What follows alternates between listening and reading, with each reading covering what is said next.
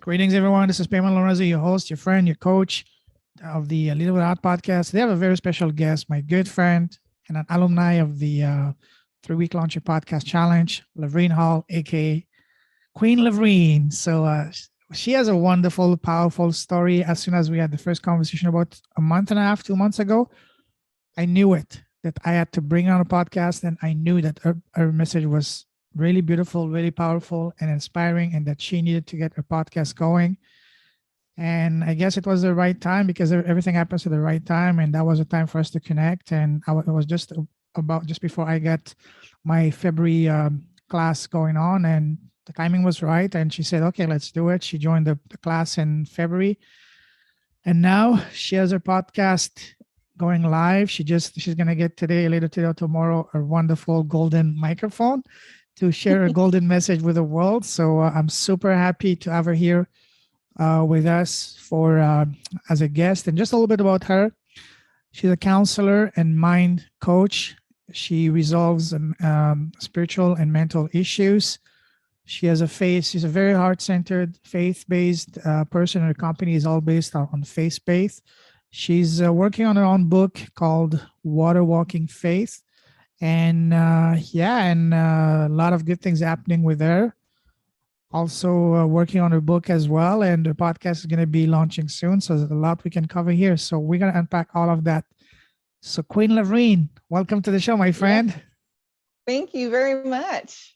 Pleasure's all mine. It's an absolute honor having you because I loved working with you, and I'm so happy, so glad that we connected because you have not only one of the most powerful stories, but one of the most fun personalities to talk to. You're so fun to talk to. So and for that reason, podcasting is a no-brainer for you because you have the powerful message and you have a fantastic personality. So I know this is going to be a good one. Thank you so much, my friend. And same Very to you. welcome. Very welcome. Pleasure all mine. So, as I told you the first time we talked on my podcast, the kind of conversation I like to have is to have a look under the hood, so to speak, to see what's in your heart, to have a heart-to-heart conversation. Hence the name Leaders with a Heart. Are you ready? Yes, I'm ready. All right. So we're going to talk about your business and all the beautiful impact you're having in the world later on. But first and foremost, let's find out. We want to know who's LaVreen as a person, as a human being. So for people who don't know you, who's LaVreen as a person? Well, I think LaVreen as a person is someone who is non-judgmental, who is accepting of other people, who value people, who respect people, who likes to encourage people and to be everywhere, globally impact the world. And, as a person, I am kind of fun. I'm kind of witty, Kind of. definitely A lot downright more fun. directive. Very fun. Yes. You're being modest. Yes, definitely direct. And I just enjoy helping other people. That's who LaVreen is. Beautiful. Love that. We have a lot of things in common. A lot of what you said resonates with me because I'm like that as well. But it's not about me, it's about you. So let's pursue now. I'm going to ask you a series of rapid fire questions to further get to know Okay. you. All First of right. all, tell us what makes you happy as a person. What makes me happy is looking at the trees and the sunlight and my grandchildren. Wow. You have grandchildren. Yes, I have grandchildren. My God, you look so young. Wow, that's amazing. What's the Thank secret? We're you. gonna cover it. Maybe you can share the secret with us after. I think secret is laughter and doing what you have a passion for. I agree. I agree. Laughing Yes. is the most powerful medicine out there. Speaking of laughing, what makes you smile? What makes me smile? Everything, even the challenges in life make me smile because I know that when you're having a challenge, there's a lesson in there and you can find sunshine in everything that happens to you. So literally everything makes me smile. Sometimes people are like, why are you smiling? You have all this chaos going on, or, you're going through a trauma. And I'm like, why not smile? You know, there's something that I'm learning from this experience. And so that I think I was born with a smile on my face. Oh, I can see that. Absolutely, absolutely, absolutely. Now, let's take the happiness factor a couple of notches even higher. What makes your heart sing? What makes your soul come alive? What makes my soul come alive is when I see other people getting where they want to be And when I see the light bulb moments in people's eyes, they start sparkling. And when I have a light bulb moment myself, when I learn something, it makes me smile. It makes me happy. So I'm going to be Beautiful. a lifelong learner. I know that. I love learning and growing and just seeing other people's manifestation of their dreams. Love that. Now, me listening to you and having this conversation makes me smile because this is so beautiful. All right. Now, on the other side of the spectrum, what makes you sad and angry? What makes me sad is people not realizing just how much potential and how valuable they are. Mhm. And what pisses me off or makes me mad is the fact that women make less than men and that they're locked into a life of poverty for at least 2/3 of their life. I don't like seeing anything that is um, not justified or not equal or not good for other people.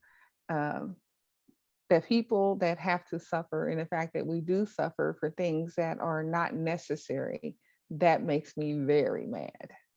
I'm with you on that 100%. Absolutely. Now, what scares you? You know, I used to be scared of snakes, but I'm no longer scared of them. So at this point, there's really not much that scares me. I try and face my fears as soon as they appear. Absolutely. Wonderful. Now, what would you say is your number one personal superpower? My number one personal superpower is listening and hearing what a person is not saying. I kind of hear people's hearts and I Wow, kind of see their hearts. that's powerful. Wow. Yeah. So speaking of that, let me put you on the spot right now. So talking to me, what are you hearing from my heart? What are you seeing from my heart? What I see in your heart is a willingness to give to others and also the need to receive from others. You know, Yes. that love is very important to you. Hmm. Would you say that's correct? That's absolutely spot on. Yes.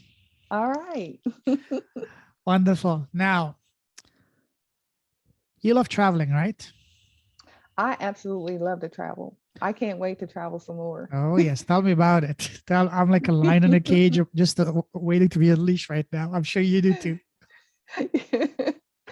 I'm a loner, so I'm okay being at home right now and through this pandemic, but I just want to get out and see people and Same see here. places. And, Totally. my mom told me when I was a kid, I would sit there and say, I'm going here and I'm going to go there. And I've been to all those places. So now I have a whole new list of places to go. Absolutely. So, what is the first place you want to go? The first place I want to go next is I want to go to Africa because I've never Wow. been. Where And then I want to specifically? go back to Europe.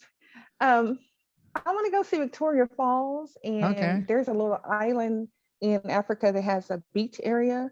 And I want to go. And really, I like when I go traveling, I like to try and see as many different states or Mm, provinces as I can.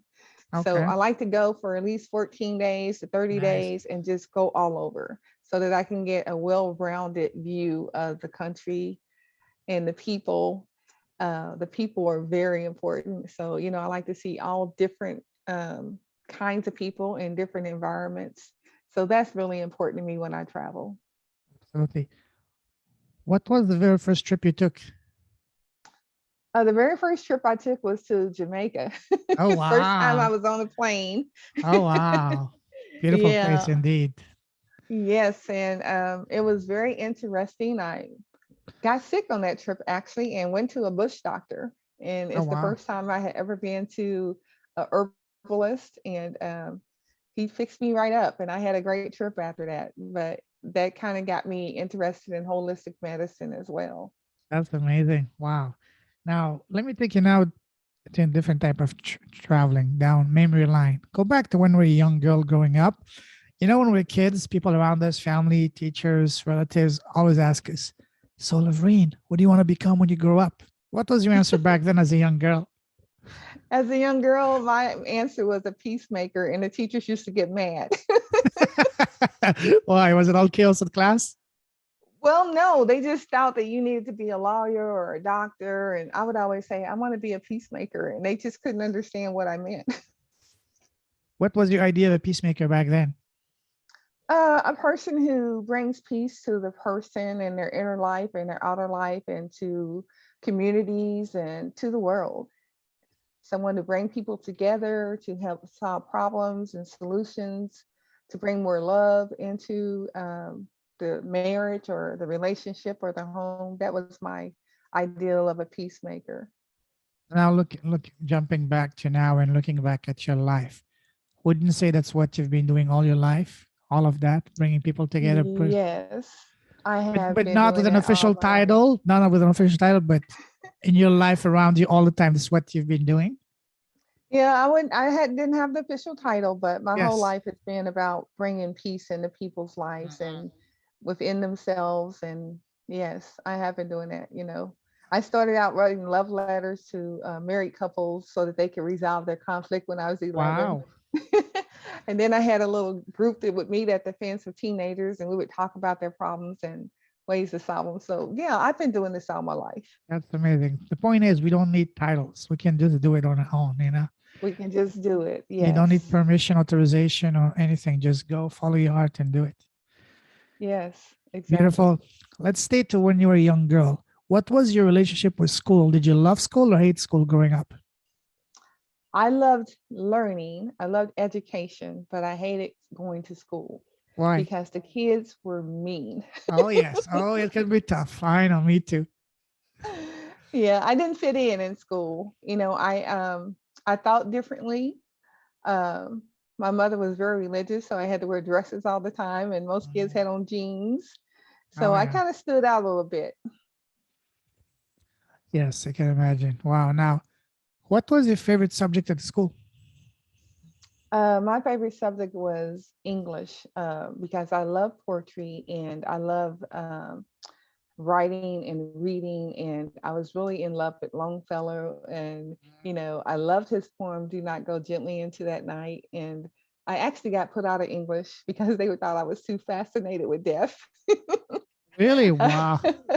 Yeah, they did, but I wasn't fascinated with death. I was just fascinated with the thought of life and the things you get to do while you are living and fighting for your life. That is kind of what I was getting out of that poem, but they thought I was getting fascinated with death. Wow. That is it funny. It is. Wow. See, you learn new things. I mean, I was fascinated by not by death, but for me, it was the stars. I could look at the stars all the time, you know? Hmm. Wow. Now, Yeah. was there any class, any subject you could not stand at all? I would say yes. I love music, but I did not like music class. We had a music teacher who Oh, would yes. tell me, "You have a beautiful voice. Come up here and sing in front of the class." And I was very shy and I was very scared. And I did not think that I had a very beautiful voice. Even though I loved music and I liked to be in choirs, I didn't like being in that spotlight. So I hated going to her class. I was like, oh, but it came in handy. Oh, yes. Oh, yes. Wow. So, speaking of singing, have you done any singing in your life? I have sung all my life. I've been in a lot of choirs and groups, and even in college, I was in the soul review and I sung the blues, and everybody was like, Ooh. "You sung the blues? We don't know very many women singing the blues." Oh, So, yes. that was kind of an oddity at IU. You know, now I'm getting excited. Do you know why? Why? I've had a few live act, what do you call it? Artists doing some live, giving us a live glimpse of their gifts. I had one lady Oh, okay. sing while playing the guitar. I had Mm-hmm. one guy do a bit of opera singing live. Oh, So, awesome. uh, can we expect to see you at the end sing something for us? I don't know. You may not want to hear. I haven't sang in years. That's for me to say, not for you to say. Oh, okay. Now we'll do it at the Well, end. I'll Don't tell worry. you what, I might try, and if it sounds horrible, you can edit it out. How about that? Absolutely not. My podcasts are raw. No editing available. No, we'll do it at the end. So I'll give you, some gentlemen, I'll give you a few minutes in your mind to see which one you want to, what you want to say, but that's going to be fun. Okay. No pressure. Okay. But you're not escaping from it, you know? Yes. All right. Now, wow. See, you're making me laugh so much that my cheeks here are hurting a little bit, you know? Okay. All right. Now, moving forward, what was your very first job? A daycare, working with children. That was my Oh, very first job. And I loved the kids, but the bad parents I didn't like mm, yeah. because I didn't know, you weren't allowed to talk to the parents. You could talk to Really? the kids. Yeah, I was a helper, so only the teachers could talk to the parents, and I Uh, wanted to be able to talk with the parents and talk about, how you can do this better or how you can make this good for both you and the kids. And I actually did that one day, and that was my last day on the job, but that parent really no appreciated way. it. Wow. Yes, yes, Well, that was a blessing because if that's not a place to work, then wow. Okay. yes. Wow. It would have made the place so much more better if it doesn't matter whether you're a teacher or helper, whatever, because you're in contact with the kids all day long. You know what's working, what's not working. Your feedback is invaluable, and that should be Yeah. encouraged to be shared and expressed. And it's hard to be a parent. I Mhm. think being a parent is the hardest job in the world, and Oh yes. you have no manual. You don't know what is right, and it's really trial and error because you can have two kids and both of them can be as different as night and day. And so, I do commend the parents, and I commend the ones who want to learn how to do things better and are willing and open to trying different parenting techniques because it's the hardest job in the world. Absolutely. Absolutely. Now, let's move forward. Let's talk about your path from the time you left school to now. How would you describe your path? Would you say it was straightforward, smooth sailing once you get into one lane? It was straightforward, or was it like more like a turns and twists and like a roller coaster, ups and downs and all that? I think my path was like a roller coaster in a tornado. It's more fun that way, right? That gives you a lot of pictures. The tornado kind of picks things up and throw them over here, and you're like, "What am Oh I doing yeah. over here?" And then the roller coaster does go up and down and twists and turns, and I think that was kind of my path. Mhm. Yeah, That's the path has been for me as well. And honestly, I found it to be more fun that way. Not at the moment when something's happened, but looking back at them, they make for good stories and good laughs. yeah. I think you know I I think it's about your perspective on suffering. I Oh think that yes. the suffering that I have went through in my life has caused me to be very strong. It's caused me to be determined, to have a lot of compassion and a lot of love. And I Totally. don't think that without some experiences that people can love unconditionally and be non-judgmental.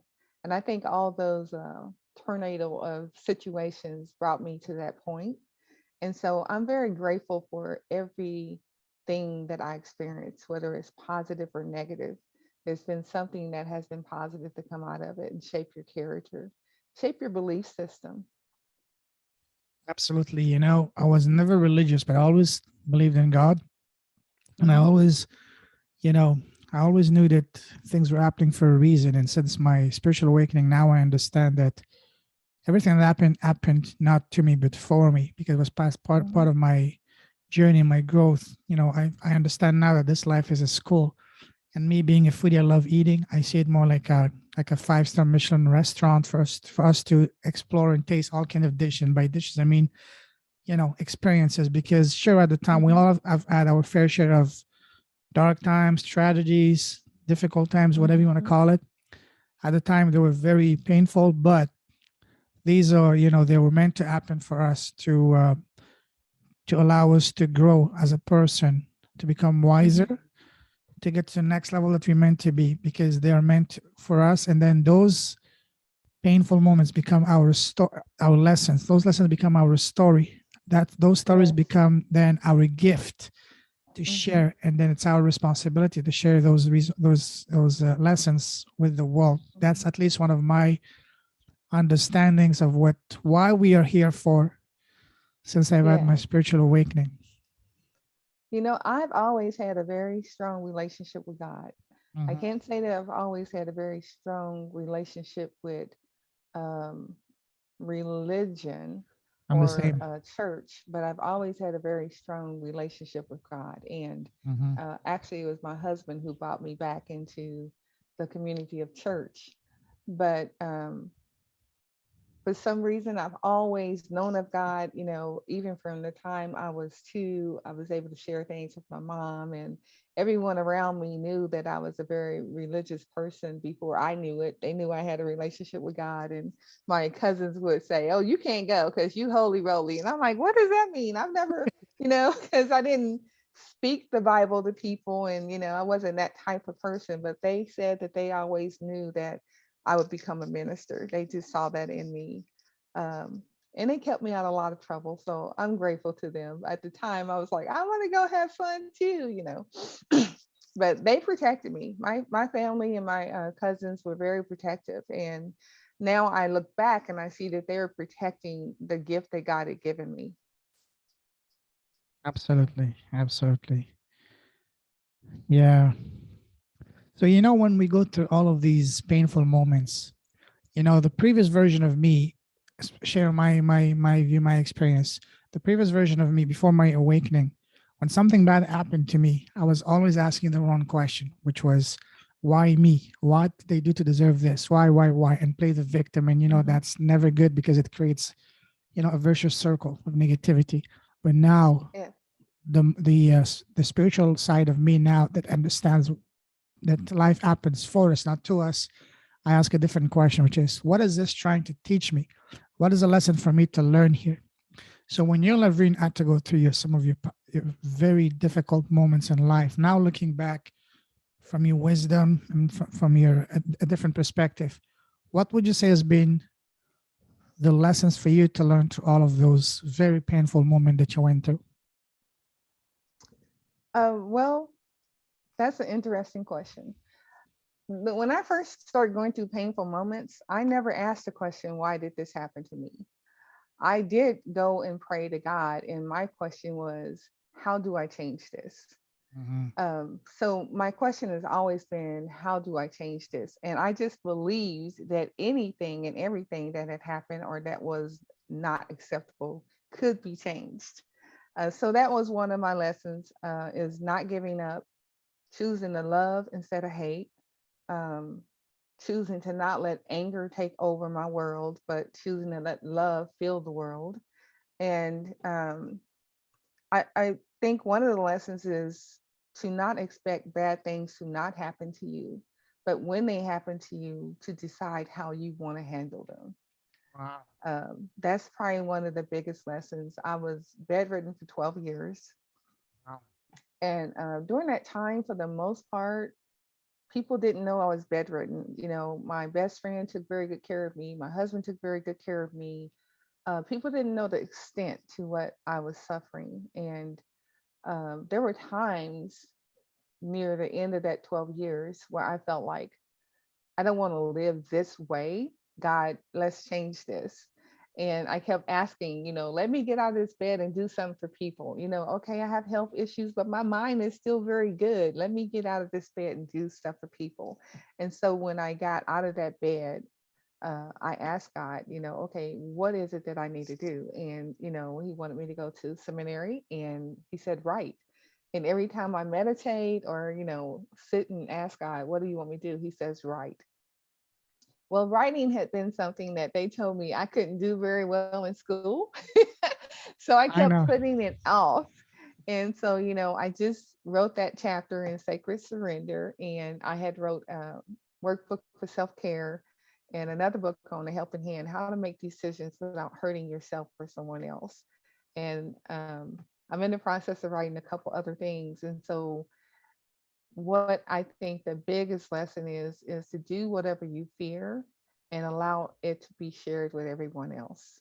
Because Absolutely. it can be something really small that you think has no value, but it has the biggest value to other people. Huge. Yes. I met my best friend. I was in the yard. Everybody knows I don't like dirt. I don't like doing gardening and stuff like that. But I went out there because I decided I was going to plant some flowers, which I had never done. And I was out there just smiling and, digging in the dirt. And she came across the street and she's like, "Why are you smiling? You're always smiling." And I said, "Oh," I said, "Come in the house. Let's have a talk and I'll tell you why I'm smiling and I'll find out why you're not." And we just became fast friends. But just that little smile gave someone else something that was very important and gave me a really good friendship. So I always tell people, no matter how small you think something is, it is huge to someone else. Totally. I have a It's similar, huge. I have a similar experience, and I've faced that countless times, not only in my life, but also in my podcast. I talk to people because we tend to not appreciate at its right value our skills, our gifts. For us, they're nothing special because it's second nature, even first nature. Mhm. We take it for granted, but someone else, when they see it, I can't tell you how many times I talk to people just listening to them for 5, 10 minutes. I tell them, oh my God, what about this? Do you know that this could be something amazing that you're just sleeping on? Yeah.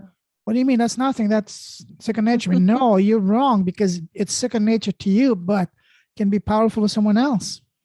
Yes, yes, exactly.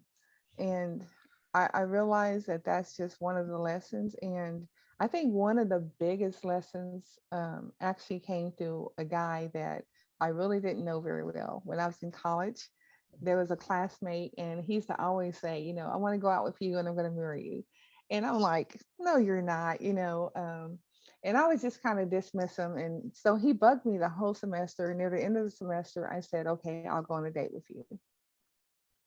And then it came time for the date and he didn't show up. And I was furious. I'm like, "You spent this whole time, kind of asking me out, and then he stands me up." And so I was in class and I was taking a test, and a man came into the classroom and spoke with the teacher. And the teacher said, "LaVreen, could you go with this gentleman?" And I'm like, in the middle of my test, okay. And when he got outside, he introduced himself as the father of my friend, and he told me he had passed away. And it was devastating to me. I was so devastated. And we were just sitting there crying and holding each other. And I found out that his entire family knew about me. They were waiting on me to say yes. He had told his family that he was going to marry me. He was going to go as long as he needed to date me and to marry me. And he had left all his possessions and valuables to me. And I was just devastated. But one of the things it made me think about is if someone else could see that much value in me and they have never really had a deep conversation with me, then I needed to see that much value in myself. Yes, I remember that story you mentioned the first time that we talked. Tell us more about Yeah. that. How did you? Where did you guys connect or get to? Where did this guy get to know you first? Was it from school or from just? Well, he was in my class. We had never Okay. seen each other before. He was in my class. He sat next to me in my class. And I'm a very studious person, so I don't like to Sorry, talk was during that in class. college? Was it in high Yes, school? it's in college. Oh, okay. Yeah, it was in college. And he sat next to me, and I'm very studious. I like to listen and focus in, and he Mhm. would tease me about the way I focus on everything. Uh, and but at the same time, I'm very observant. I could see everything everybody was doing, and so I'm like, "Why do you keep looking over here at me?" So that's how we met. And he says, "I want to ask you out," and I'm like, I had never dated outside of my race. And so it was like, "You want to ask me out?" I was just kind of shocked that someone outside my race wanted to date me. It was unheard of. So I was kind of skeptical, and I was in a space where I really didn't want to date anybody. But he kept on the whole semester. And so I eventually said, "Okay, yeah, we're going to go out. I'm going to go out with you." And we set a date, and we decided where we're going to meet. And then I'm sitting at the restaurant by myself and he didn't show up. And I thought, "Okay, see, this is not right." Um, and I was kind of angry and disappointed when I went home. But then I said, "Okay, it just didn't happen. And I was surprised when he wasn't there to take his test. I was surprised that he didn't show up to class, and I was like, okay, this is kind of weird because he never missed a class either.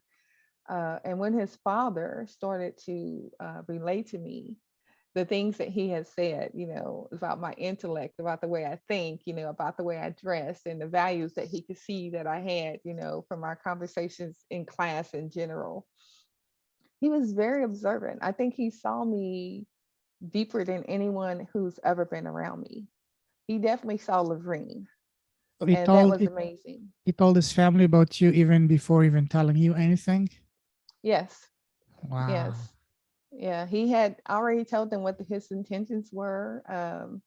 They knew I was a different race and they didn't care. And um, it was just an amazing feeling to know that someone feels that way about you, that someone loves you that much.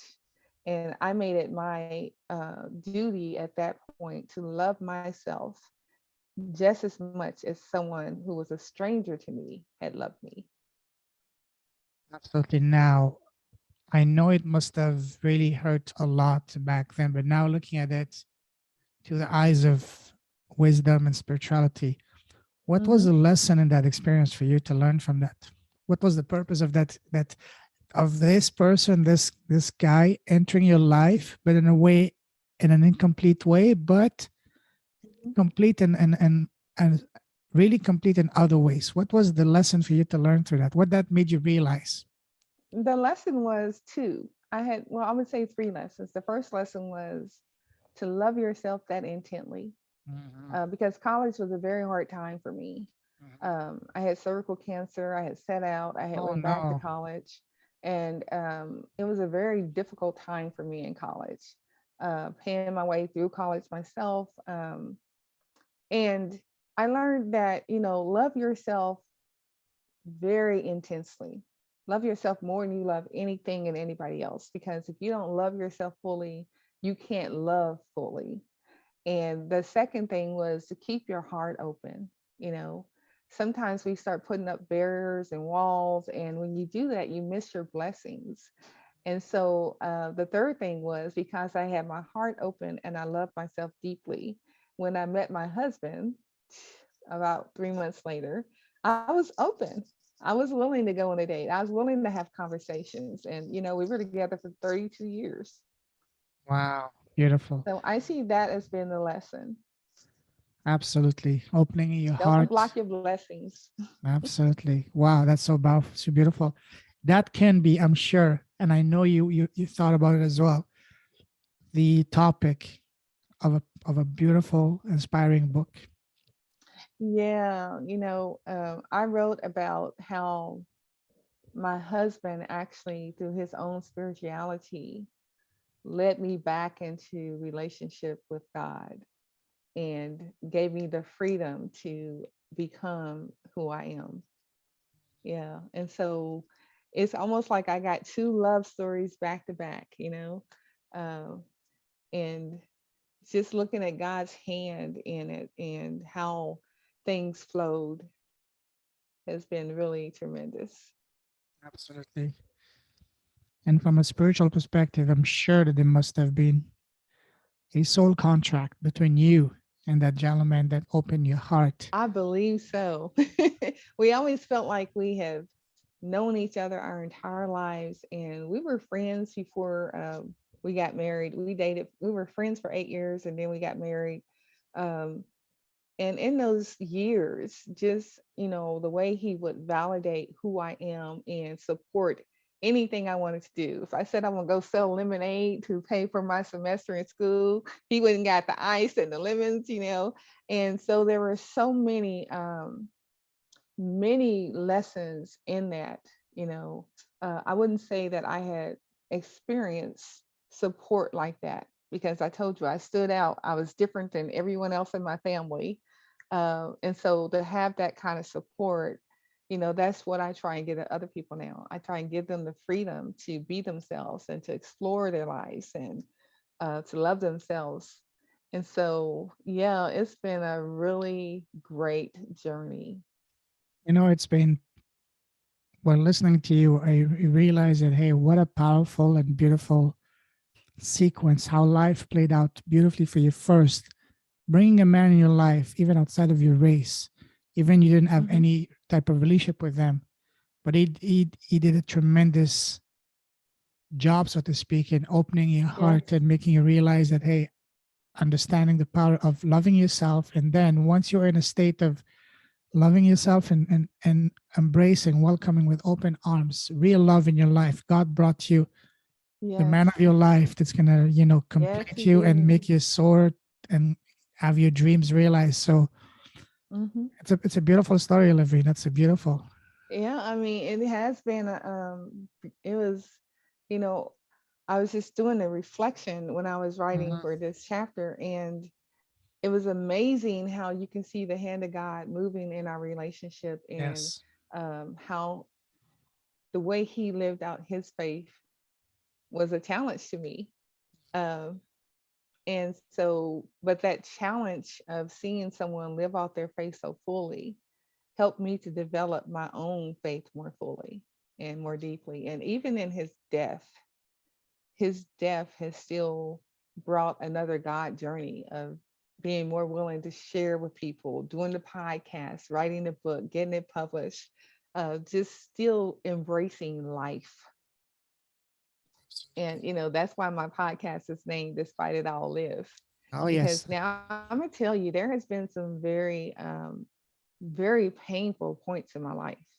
There's lots of trauma, um, but I've learned from the trauma, and my husband helped me heal from some of the traumas.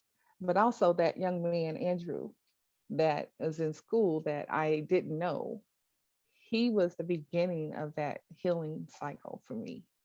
absolutely, absolutely. Yeah. Now you have, you're blessed with a powerful message, and now you have two outlets: one the podcast, one the books. You have, they say we all have a book in us, but some of us have more than a book. We have a few books, and you're one of them. I I know can I write a am. soap opera and a novel Oh, go for it. and the Go for it. Facebook. Go for it, girl. You can write as many things as you want. You can write, you know, the Queen LaVreen Yes. saga, That's a good name because I've had some sagas. Oh, yes. Oh, yes. Oh, yes. Yes. You mentioned also something else. You mentioned when listening to you, to your powerful story that you said you spent 12 years bedridden. You want to tell Yes. us about that? What was the cause of you being in bedridden? You know, I don't think they even know to this day what caused me to be bedridden. In a way, it seemed like a very spiritual event and a very physical event. But it started with I would be standing up and then my body would just collapse and my organs would start to shut down. Wow. And then a lot of childhood trauma would come back and I would start recalling things. And so I said, okay, well, I need to get in therapy. I need to figure out what's going on. I need to get to the doctor. And one day I was leaving the doctor's office and they were like, it's in your head. There's nothing wrong. And as I'm driving home, I hear the Lord say, you're going to be sick. Pull over. So I pull over and then I'm like, oh, but I'm just a block from home. Let me make it home. Right. So I pull out and it's a 2-lane street, one going each direction. And my car slides and is perpendicular on the road and it won't start. And I'm sitting at the point of the hill to where people coming either direction can't see me. So there's this semi truck coming. And I'm looking at this semi truck and I'm like, Jesus, start this car. And right at the last minute, the car starts and I just kind of speed and I get home, but I'm too sick to get out my car. And I had called one of my husband's friends and I said, pray for me. I'm trying to get home. And she called my husband. She's like, she hasn't come in yet. And he's like, no. So he comes out. I'm in the car. I have a fever of 108. I can't move. They take me to the hospital. Um, I stay in the hospital about a week. They get my fever down. But then there's these symptoms of all kind of things that just start happening. I start having these massive migraines where I can't see, and it just kept rolling on and on. Stomach problems, back problems, nerve problems, everything was going haywire basically in my body, and they couldn't figure out what was going on. So they put me on all this medication, and they're like, take this for this, take that for this, and take this because we got you on that. And I was just spacey all the time and in pain. And the pain was so bad that I literally could not move for hours at a time. And then it got to the point where I couldn't lift my hands and I couldn't feed myself. I couldn't wash myself. And um, that went on and on and on. And they didn't know why. They didn't expect me to live. They had told my family to prepare for the worst. And then it would stop and then it would come right back. So we never really found a diagnosis for what I was going through.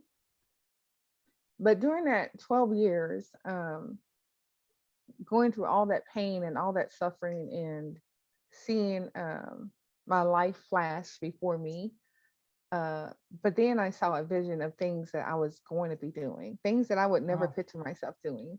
I saw a vision of me being in a bar talking to someone about Jesus. I don't go to bars. Of all All my friends, places, of all yes, places in the bar. yes, Wow. all my friends know I don't go to bars. And I saw myself just in church preaching, and I saw myself in different, and I was like, what is this, Lord? I wouldn't do that. I don't want to be a preacher.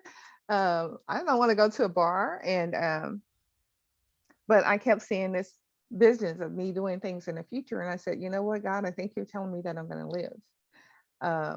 And my husband had left one day, and I heard someone calling my name because my husband had a wonderful habit of leaving the doors unlocked. And I felt someone come in the room, and I'm terrified. And I look up, kind of turn my head, and it's like this woman, this vision, but only she wasn't a woman. I knew it was an angel. And she said, God, is go to sleep. God said you're healed. And literally, I went to sleep. And then when I woke up, I got up, I washed myself for the first time in 12 years.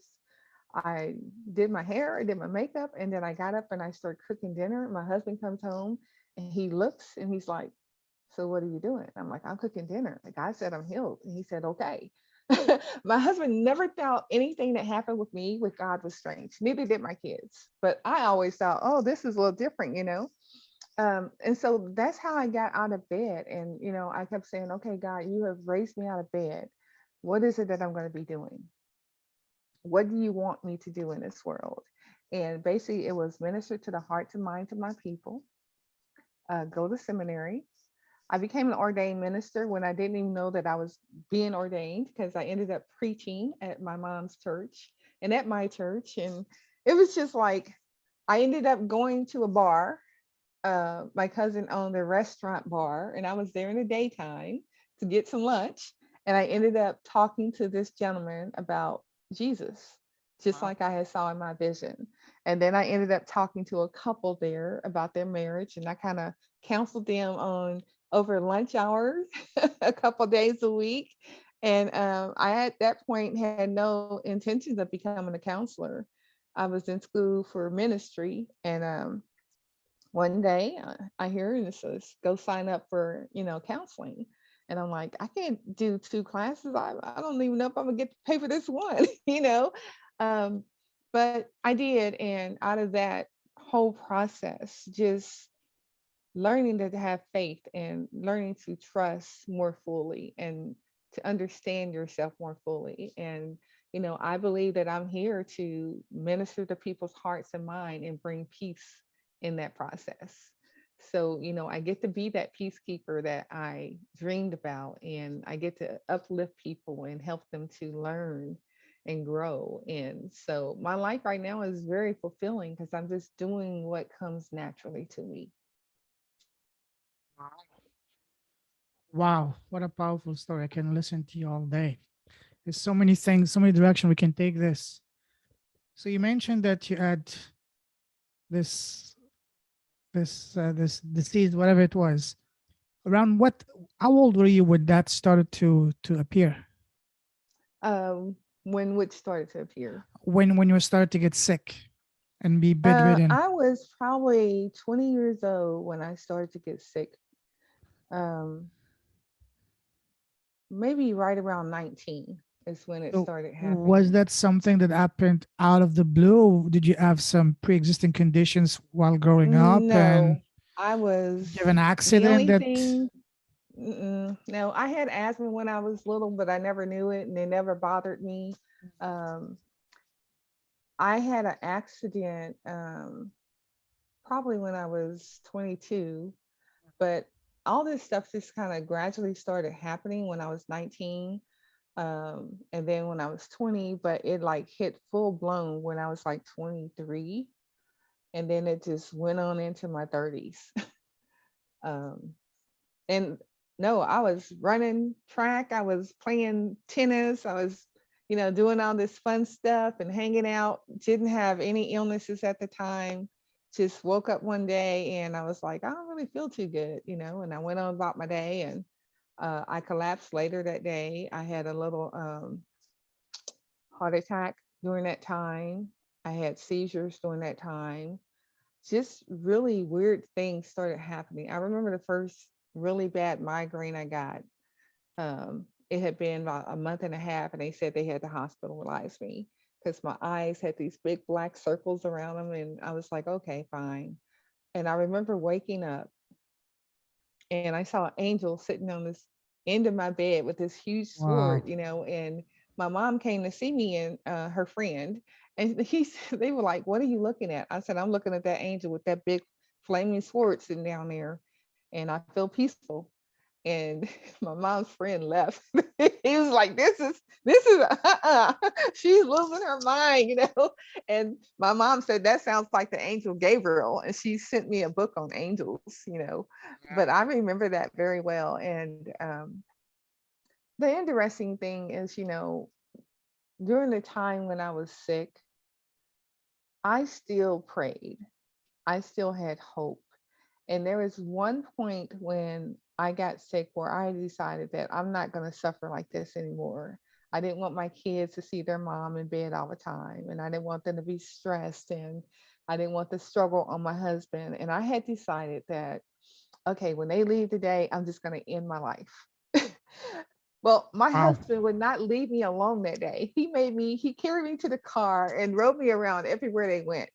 And we ran into He this knew, he knew, I doctor. think. I think he knew Yeah, it must have been telepathically. intuition. Yes. Yes, yes, yes. And I hated wheelchairs. He put me in a wheelchair. He took me to this very public expo. And I ran into this doctor, Dr. Denise Davis. And she looks at me and she says, "Turn your head left." And I did. And she started laughing. And I'm like, I'm in a bad mood. I don't want to deal with this crap anymore. And now you have the nerves to laugh at me. And she told my husband, she said, she can't turn her head. She can only turn her body. And so she gave him and me a basket of stuff in her book. And she says, go home and bathe her in this peppermint soap. And it's going to pull the toxins from her body. And I think that was the beginning of the healing process. And he did. And that water was as black as the color black. Holy smoke. And I looked like I was 4 shades lighter. And so he did everything she said, from the dry brushing and taking the different vitamins that she suggested. And it was a really interesting journey. Um, but I always knew that God was with me.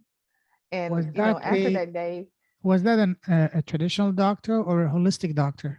she was a traditional doctor. Okay, She was a wow. traditional doctor who had been sick herself and Okay. said that she prayed and asked God to help her know how to heal people. And so she had Wow. this regimen, and it was just really amazing. It kind of made me feel better, but I was still having a lot of problems.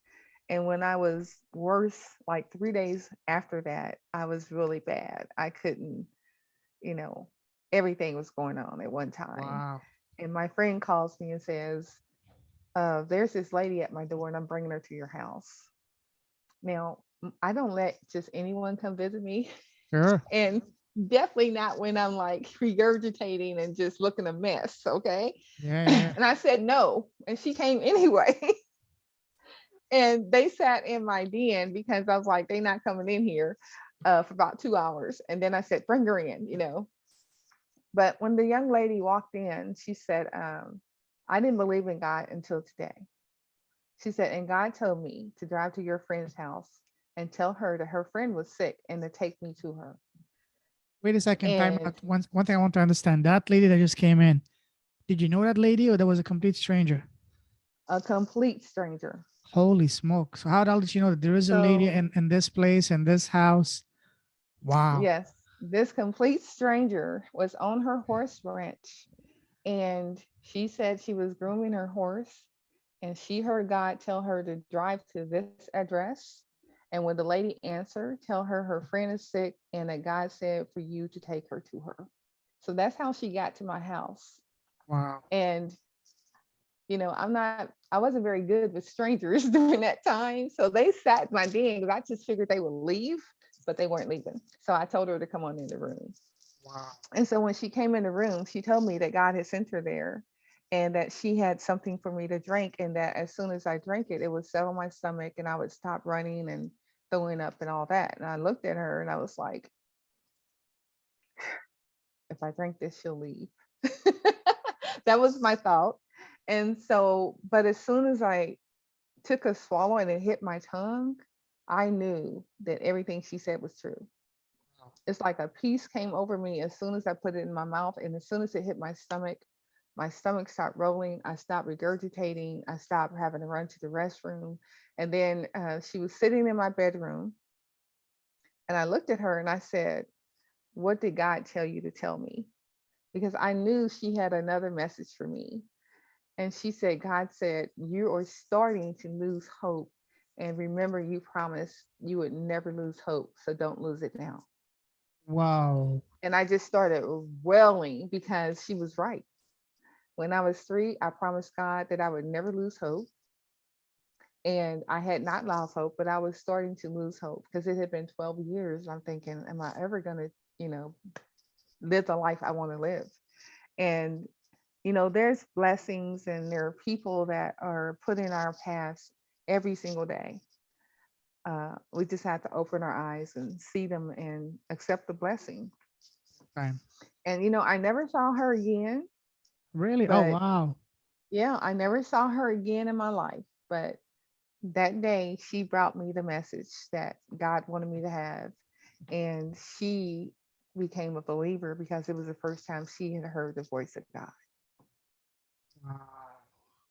Yeah. Do you think she was an angel sent in a human disguise for you?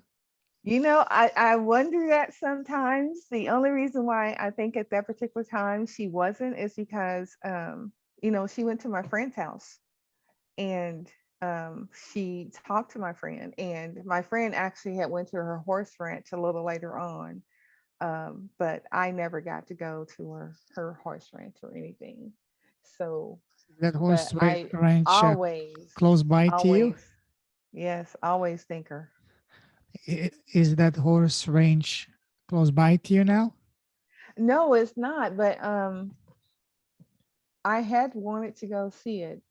My friend went to go see it, but I didn't ever get to go see it. And my friend passed away, and I didn't get the address from her. I wish I had it, but the young lady who came to see me after she gave me the message, and after I wailed and cried, we did have a very long, intense conversation. So I felt like there was closure, um, and I felt like we both were blessed um, with a big gift that day. Wow, powerful, absolutely. With today's technology and Google Earth and all that, it will be very easy for you to locate that place even without leaving your home, and with Facebook and all that. Yeah, If you know that's the name of probably the true. person, you can track her down, and if And she's you still know what? alive, that would be beautiful to Do you connect. know what? She never gave me her name. Oh, She never gave me her name. It was just, she strictly told me what God had said and what she did. And we talked a little bit about, I asked her, how did this come about? And she said she was on a horse ranch and she was grooming a horse. And that's how I knew she had a horse ranch. But it was something more organic going on in that meeting, um, that I think wow. we both felt very blessed to experience. And we didn't have a need to experience any further. It was very organic. You had a mission to complete. She did it, and wow, this is Yeah. powerful. It puts everything into perspective. That indeed, you hear that there are some sayings that we hear, we think nothing of them because for us they sound like cheesy, but they actually have a deeper meaning. Like for example, everything happens for a reason and at the right time. Every person we meet is either a lesson or a blessing. Hmm. So that And I person say was, most of them are both. oh yes, oh yes, oh yes. And Yeah, that person had a divine mission to go she see and did. deliver you something to really wow. So I don't know Yeah, if you meditate or what, but next time you meditate or next time you pray, maybe ask for God or whatever to see if you can connect back to her, or if not, just thank her because that that was yeah. powerful, you know. Hmm. Yeah, I've have a lot of people that I kind of think that have just um, come in and been huge blessings. And um, I don't know, I've had a very abnormal life to some extent. And I've had lots of things like this happen. You know, when I went to Israel, we were in the church in Galilee, and the church was actually closed.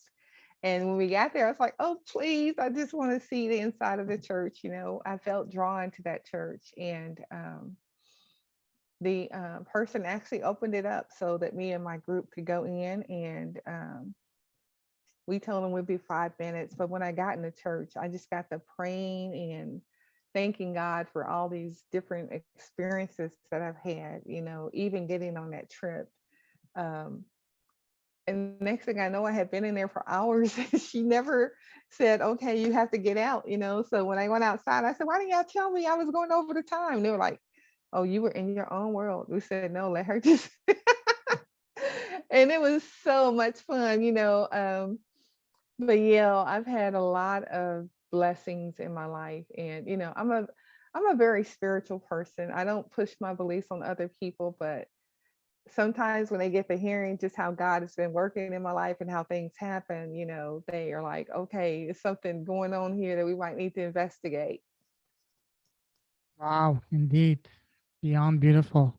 You're definitely a very very blessed person because you know you went through some really really intense phase of your life, but each phase, no matter how powerful, how painful it must have been at the time, you know, the next uh, led to an equal, if not 10 times more powerful, beautiful, you know, thing after that, realization, Yeah. eye opening, or a lesson. So, wow.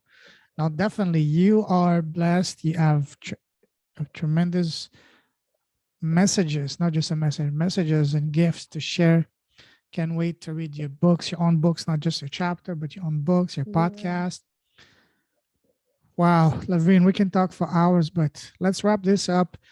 Okay. This is only half time because there's so many more things I want to ask you. We haven't honestly, we haven't even I have even though I like to keep my podcast quite very organic, I still have a structure. Hmm. And looking at the structure I have, we haven't even we've just barely finished the just the getting to know you. So there's so many more that we want to Oh, talk I'm about. sorry. No, no, no, absolutely not. No, no, no. I love it Okay. because it's what I want. I want to have beautiful organic conversation, get to really know the person, the journey, the path.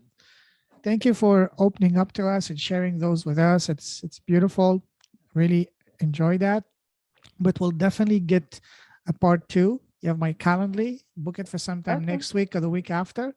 It will be absolute honor and blast to have you because there's so much more we need to talk. We need to talk about your journey, other things, your you know, your business, your impact, your books, you know, your vision for your podcast and so on and so forth. So there's so much Yeah. more to cover. So, and of course we can't do that in 10, 15 minutes because we wouldn't do it justice. So we'll do it. We'll Okay. do it next time. So this is end of, as I say with Coach Randy, this is end of game one. We're probably going to go all the way to game seven, you know? Okay. with Coach Randy, we're gonna do game 4 sometime soon. I guess this is gonna also be and with Katana as well. We did 3, maybe gonna do a game 4 with Katana as well. So I'm Okay. used to go to having those long games with long episodes and sagas and seasons with Okay. wonderful people. I wonder if this was something you expected.